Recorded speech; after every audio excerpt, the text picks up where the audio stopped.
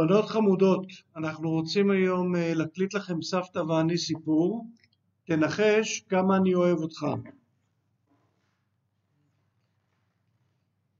הארנבון, אגוזיני הקטן, שהתכונן ללכת לישון, נאחז חזק חזק באוזניים הארוכות של הארנב אגוזי הגדול. הוא רצה להיות בטוח שאגוזי הגדול מקשיב לו. תנחש כמה אני אוהב אותך, אמר. אוי, אני לא יכול לנחש את זה, אמר אגוזי הגדול.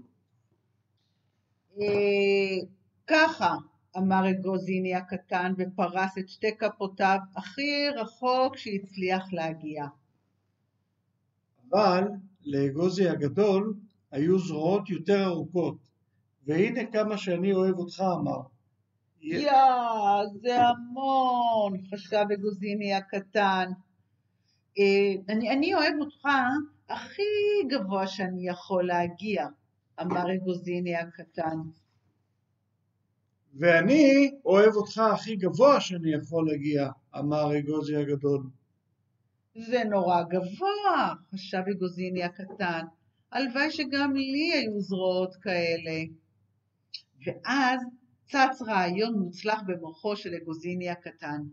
הוא התהפך, עשה עמידת ידיים, השעין את רגליו על גזע העץ ואמר, אני אוהב אותך עד אצבעות הרגליים שלי.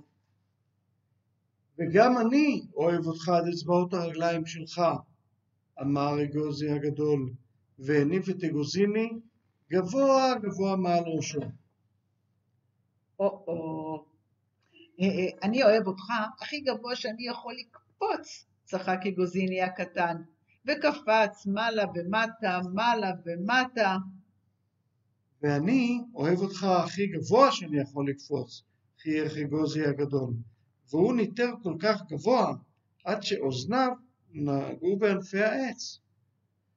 זאת הייתה קפיצה מארץ הקפיצות, חשב אגוזיני הקטן. הלוואי שאני יכולתי לקפוץ ככה. אני אוהב אותך את כל השביל עד הנהר, אמר אגוזיני הקטן. ואני אוהב אותך מעבר לנהר ומעבר להר, אמר אגוזי הגדול. זה רחוק מאוד, חשב אגוזיני הקטן, שכבר היה כל כך ישנוני, עד שבקושי הצליח לחשוב בכלל. אחר כך הוא הביט מעבר לשיחי הקוצים אל תוך הלילה האפל, העצום. שום דבר לא היה כל כך רחוק כמו השמיים. אני אוהב אותך ישר עד הירח, אמר ועצם את עיניו. אוי, זה באמת רחוק, אמר אגוזי הגדול. זה מאוד מאוד רחוק. אגוזי הגדול השכיב את אגוזיני הקטן על מיטה של עלים, ואחר כך הוא גחן ונתן לו נשיקת לילה טוב. ואז הוא נשכב קרוב אליו ולחש בחיוך, ואני אוהב אותך ישר עד הירח וגם בחזרה. וככה גם אנחנו אוהבים אתכם נכדות חמודות, עד הירח ובחזרה. גם אתם אוהבות אותנו? ברור שאתם אוהבות אותנו. אז זה היה סיפור נוסף בסדרת הסיפורים שלנו. לילה טוב.